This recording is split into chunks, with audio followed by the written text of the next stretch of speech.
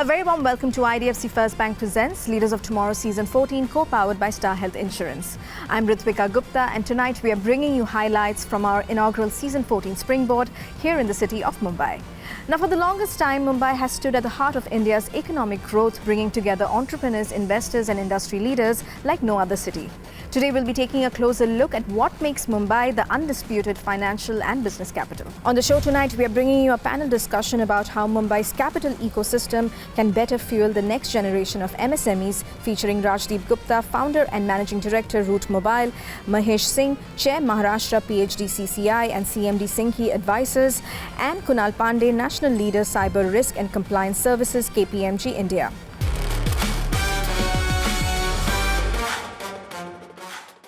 You know, when we speak about Mumbai, we all know that it's like the finance capital. But I actually want to know what makes Mumbai's financial ecosystem different from other cities. In other words, when entrepreneurs, set up here, what is that big advantage do they have? What is the real competitive advantage? Rajdip, let's start with you. Mumbai is probably one of the few cities in the world where we have a banks, we have a fund houses, we have policy makers, we have everything, law firms. I think at one point of time, I think the biggest advantage for any entrepreneur or any business guy, you can have a morning meeting with your banks, you can have an investor meeting in the afternoon, and you can have a customer meeting in the evening. This is only possible because of the infrastructure which has been built. Like if you talk about BKC, Worli and Narvan Point, you can reach all these three places within 30 minutes because of the coastal route. So I think that's the biggest advantage Mumbai brings on the table for people now. Mahesh, what is your take on this? Oh, Mumbai, it's a city of culture, a city of warmth, welcoming city. And particularly for the people like me who came to Mumbai way back in '89, we had a dream that when you come to Mumbai, we'll succeed somewhere. It's a city which welcomes everyone, but you can sustain here only when you are consistently doing the same thing over and over again without having to worry who are your other peers. Absolutely. Kunal, over to you. I think similar points. So Mumbai does have, the infrastructure. The banks are there. The capital market is here. But the other important element also, which I believe is there, is as a culture, Mumbai is known as financial capital of India, the commercial capital of India. So there is this in DNA of people, to do something new, which is very important because we hear many times about Bangalore that it is the fintech capital. Why? Also because there are a lot of people who are talking about what can be done differently. Mumbai, in a larger context, gives that advantage also. Absolutely. I have another common question for all three of you. The theme for our show this season is Emerging Businesses, the India Advantage. Tell me, how much of this India advantage is actually a capital story? Kunal, let's start with you this time. So, see, capital is definitely very important. And, what our previous speakers also spoke, we have a large capital market, 6,000 plus companies listed. There is a lot of retail money which is coming in. Banks are also quite well capitalized. So capital is, in my mind, quite there. But I think if I look at the MSME sector primarily, it is the access to capital. So how do we make sure that the access to capital is there? Now, if you look at MSME, they don't have very well-structured financial records. So assessing their strength in terms of absorbing the capital and giving a return is not that simple. I think what we need to do now is that, when I look at from the retail side, we have this concept of segment of one, which means every individual customer can be analyzed as an individual and a product can be offered. I think we need to move towards that rather than looking at MSME, let's say, as a one pool, especially the micro ones. Can we look at them as specific industry clusters? And then look at, what are the financial health indicators there, build deep knowledge so that capital can be provided much more quickly and easily. I think that is something in my mind needs to be done. We do have the digital infrastructure also. Mahesh, do you agree? So when we see MSME, it's like a macro, small, mini enterprises. So every small company someday will become a big company. That's how the country and the economy grows. So India historically has been a debt-funded market. So whether it's coming from a debt from a friends, banks, Sarafi loan or whatever, there is all a capital to them. Yeah. It's only with the time when the market improved from a capital market where the value of money multiplied with the value of profit. And this way capital come in the picture. But when you look at the MSME, they don't have access to those kind of a capital market. But if you provide the need-based funding to the business, that is exactly capital to them. Suppose you think of a Amul. Now, Amul is a classic case, is a cooperative, is a capital-built cult. Because when you make a participant to provide their own capital as a cooperative, and then you allow them to grow with the time, their value of money and capital both grows. And putting that back to a financial market terms, if you can allow the need-based capital, whether it come in the form of a loan, support, or a supply-side credit, it also capital to a person. If they allow this to grow right with the time, that's where the money value goes up. So it's a very, very complex cycle because each business needs a different cycle of capital. For a say school, the maximum funding required is the rest of the month, where the money comes in the first 2 months of the cycle. So their need of capital cannot be the same with the need of a kirana store. So if the funding and the funding in any form, whether it's a debt or capital, is provided to the base, the need base, then only the correct cycle of a money making happens. And that is where most of the time we all lose the cycle because we have a fixed template that yes, this is security, this is money, and this is how money will be given, without knowing the need of the cycle and the recovery. Rajdip, I want to ask you the same question, but from the lens of an entrepreneur, from someone who's been in the business, how much of India's story, India's growth story, do you think is actually a capital story? No, I think India advantage is beyond capital. That's what I believe, because if you talk about a capital is must. But with capital, you really need lots of entrepreneurial mindset. You need stable policies. You need right kind of people building new things. So I think when you combine all this thing together, and that's exactly where the capital advantage comes in. And the biggest advantage we see India as a market also. 1.4 billion people, and the consumer market itself, like global company coming to India, they're looking for market like India to sell their product. I think Indians needs to build now product for India and made for the world. I think that is something which is really required, and I think most of the entrepreneurs right now, they are building product, scaling in India, and then going global. I think that is where India has reached, where the market is so evolved, and we understand everything what foreign companies are coming and selling here, whether it's a Google or Facebook or Amazon. If a data center is a right market going to be next 2 years down the line, I think we as an entrepreneur, we are already looking into or invest in those segments. So I think we have a biggest advantage of our consumer base, which is like 1.4 billion people, and how to take advantage of those market. I think our entrepreneurs are really working, and that's what I say India advantage is. So staying with you, Rajdip, I just want to shift gears and talk about technology. Now, India's DPI, digital infrastructure, public infrastructure, it is a model that's being studied globally, right? How do you think MSMEs and startups can actually leverage technology and the DPI ecosystem to access new markets and also capital? So I think it's a good question. So MSMEs, first of all, they need to change a little bit the way they think about the businesses also. There are lots of idea of credibility. I know every SMSE wants to build things faster. They don't have much of time. They want to scale because of competition. But there are lots of governance and compliance is also required for this SMS to make sure they raise capital in the right way, because most of the investors, they are looking out company who do follows technologies. Technologies are going to make changes the way they operate. That technology will provide a clear data sets, data points to the investors. I think this is where the MSME need to look at right now, which I believe there are many of them are doing, but there are many are not looking at this. If you ask me tomorrow, if there's a company where should I invest as an investor, probably a company which is 20 years old, still working in MSME, but not following all this governance, but there's a company who's completely on technology, just 2 years old. I would love to invest in those companies who are following and adopting technologies.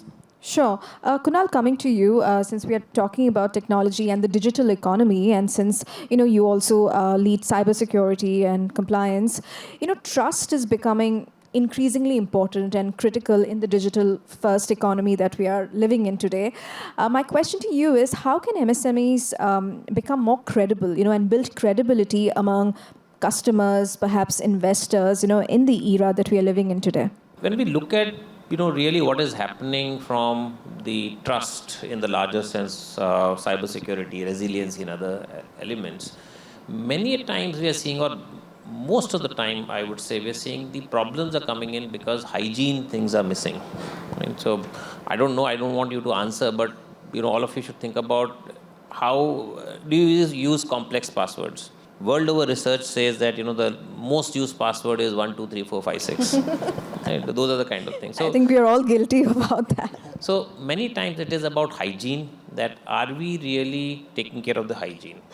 The second thing which I would say, which is again completely under any company's control, is what data you are sharing. Now, think about it. When you need, let us say, analysis of from where did you get funds, do you need to share the entire detail of the transactions? Many times it is no. Most of the time it is no. So are you really making sure that you're sharing only what is needed? Because if data is not there, you're removing the core of the security problem. Right? So hygiene, like access control, the data itself. Then many times what we have also seen is that today in technology, technology systems are now evolved and they are complex many times. So important thing is that you have configured them correctly. What I have also seen is people do buy a product because it's, let's say, a box or a cloud system, but they don't look at configuring or setting it up correctly. So the money goes into buying, but not into, let's say, taking services of an expert who can configure it well. So I think that balance should be there. If these three things are done, I think we can uplift, the situation quite significantly. Then, of course, one has to be aware of, what developments are happening. Like Rajdip was saying about, in terms of a general sense, in cyber world also a lot of newer things are coming in. You need to be aware of that, and government also is enabling. So, for example, in capital markets, SEBI, who is a regulator, they have mandated the Bombay Stock Exchange and NSE to have Market SOC, which is Market Security Operations Center, and smaller brokers can go there. Right? So similar capabilities are coming in from various dimensions. There are laws which are protecting us, but these hygiene, data, and making sure that products, security products, are not bought as a one-time monolith and just keeping it in the environment, but also configuring. That is very important. Sure. It's time for a quick break here. We'll be back shortly. Stay tuned.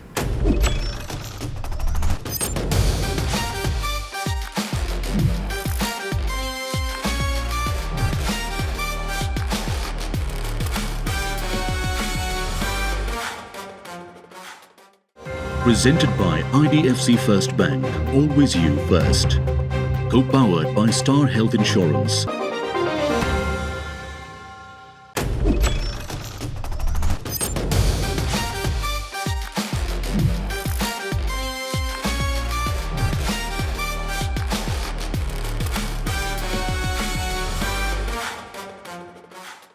Welcome back to IDFC First Bank presents Leaders of Tomorrow Season 14, co-powered by Star Health Insurance. And you're watching highlights from our inaugural Season 14 Springboard here in the city of Mumbai.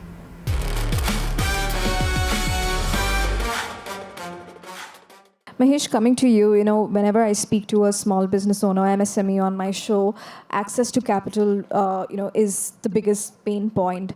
Tell me, where are the key gaps, and what can be done? What sort of policies? Because every budget, we see announcements being made to introduce new schemes and policies, and I'm sure there's a lot of work that's happening.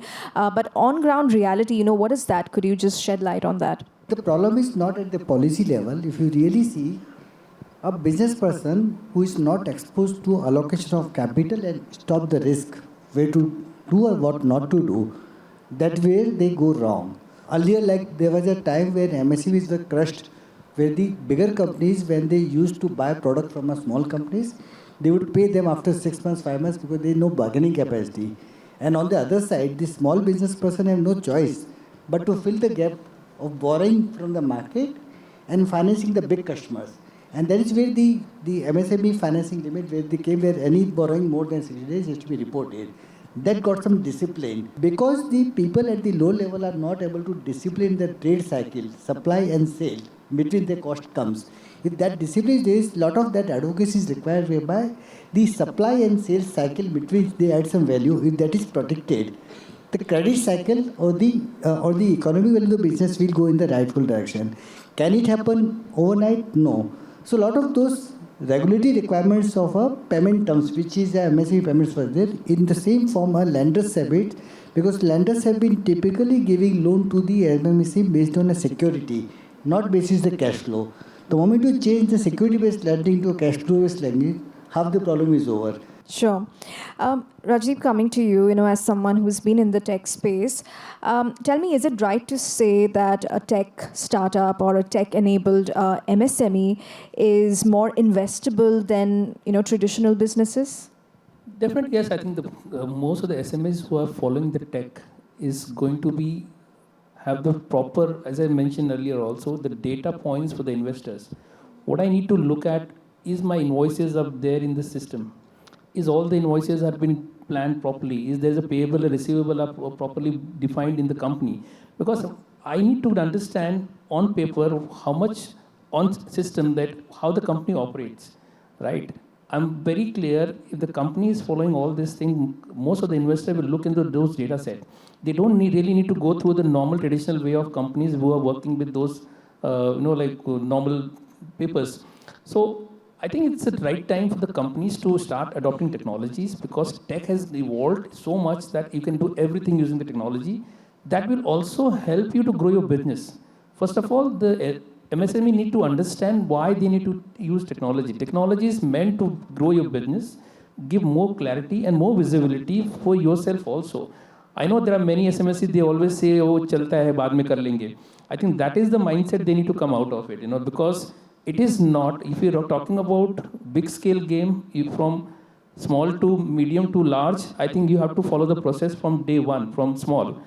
If you're not following the process, that is not going to be a larger vision for yourself. And I think for many investors, they really look out for the company's vision and how the company wants to operate in future and what they're trying to achieve right now. Mahesh, coming to you, beyond funding, as an industry body, PHDCCI, what other initiatives are you taking in terms of empowering small and, medium-sized businesses, micro businesses as well, in terms of mentorship, in terms of networking, could you talk to us about that? So what happens, a typical MSME, sometimes they get forced to follow a path. And that's we call herd mentality. Oh, this sector is doing well, so they end up doing only one thing over and over again. And this is where the competencies or the competitiveness goes down. So at the industry body level, it is very important to give a guidance to the members of the industry through PHDCCI or any other trade body to have a directional growth and directional investment. And this is where the government bodies from an industry to government bodies come in the picture. So case in example, suppose somebody says that this sector is doing extremely well, say foundry or say agriculture or maybe tech or whatever. When it attracts a lot of attraction, it happens that they over-invest in the same sector and they become non-competitive. So the allocation and the differentiation between the business, if that is a balanced to a guided approach, that is where the bodies and the directional training come in the picture. Problem is that the capital and the investment cycle, most of the time the businesses are not bad. The allocation of capital resource get either overused or underused. Both the way you don't get the same benefit. So the trade body has the advantage to have a collective level of a voice of industry and then come with a protection sometime or support sometime. So that they're directionally taken to a level that too much of risk is not bundled up. Because if the industry bundles up to a big risk, eventually the cycle fails and the whole industry goes for a best. So the allocation of a capital is stopping the credit cycle where the capacity and the markets are not aligned. This is where the bodies and the government come in the picture. And that's where herd mentality has to be removed. And that's the same stock market philosophy that, oh, this company is very good, oh, बहुत चढ़ेगा. And what happens? Just on the humor, you get hundreds of buyers to buy the same stock. The supply of stock the same, the value of stock goes up without changing the business of the company. And that's where it starts fall back again, the sentiment goes. So the spikes of this market has to be regulated only by the regulatory authority or with the trade bodies where to stop. Absolutely. Well, I would have loved to continue this discussion, but we are absolutely out of time. But, just one common question to you before we close the discussion. Are we doing enough to plug MSMEs, into the global value chain, supply chain, into the next wave of opportunity, if I may say? If not, what needs to be done? Kunal, let's start with you. Okay, so are we doing? I think we are doing. In my mind, I think the biggest thing which we need to do is to accelerate. We are spending a lot of money in infrastructure. Roads are coming up, but it's still coming up. I think the world is moving sometimes even faster. So when we look at, let's say, the capacity being creation, and China is being used as an example. Even now, in many cases, China capacity creation, let's say in the solar and renewable energy, they're the largest, but the acceleration there is still high. So I think that's the place where we need to look at, and maybe we need to make sure that certain projects which are important, they are completed end to end. As an example, India has started building on the freight train corridors, where each train can carry much higher tonnage, and it is faster, a higher amount of goods movement, but the entire corridor is yet to be completed. So I think that's where we need to move into pick-up areas, because we know we need to invest capital, but then complete it faster. Sure, Mahesh? A little different, but for a large size companies, they can plan their resources, the capital, they assess their risk well, and then because they have access to both side of a knowledge and the capital, they end up being more planned, unless some companies who are very indisciplined. But for a small companies, this is, if they have to survive, they have to be differentiated all times. If they are not different, then they are just like others. In that differentiation requires a customization. So India is a country where you cannot expect like a China, because it's a government push investment. India is a country, a demographically invested company. By nature, we are all entrepreneurs. Even a pan bidi wala is an entrepreneur because they take risk on themselves. Even a farmer in the village is an entrepreneur because he buys seeds on the credit and wait for the God that the rains will happen and the fruits will come. They take risk. The problem is that in all this situation, if you have to do things survival, you have to do little differently customization, and customization where the involvement of people is required. If you are able to customize or evaluate services or a product which suits the market, you are always going to survive. If they survive, the market survives. So the change is not required to be a big push to overseas to do the same thing. Change is required where everyone do survive but do things differently. A person in a Ballard will think differently, a person in Kola will think differently. If you apply the same rules, stick to both sides, both will die. So you have to apply the rules, what is works in that market. Sure, Rajdip. No, I think government is doing a lot, but I think the biggest question comes as education. Like how many MSMEs are aware about the policies? I think that's the biggest gap we see. There has to be some kind of awareness which needs to be spread out in a right way, because there are many policies reach out to only few peoples. Policies needs to be defined for everyone. But the problem is many of these SMEs, they're not aware of the policies also.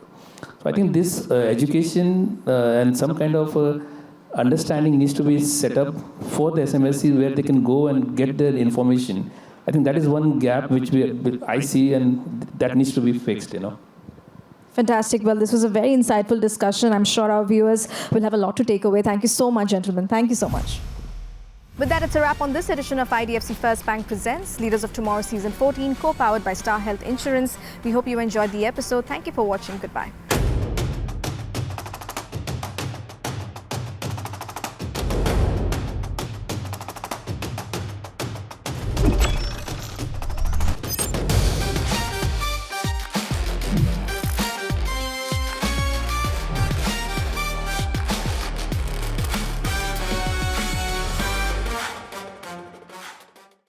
Presented by IDFC First Bank, always you first.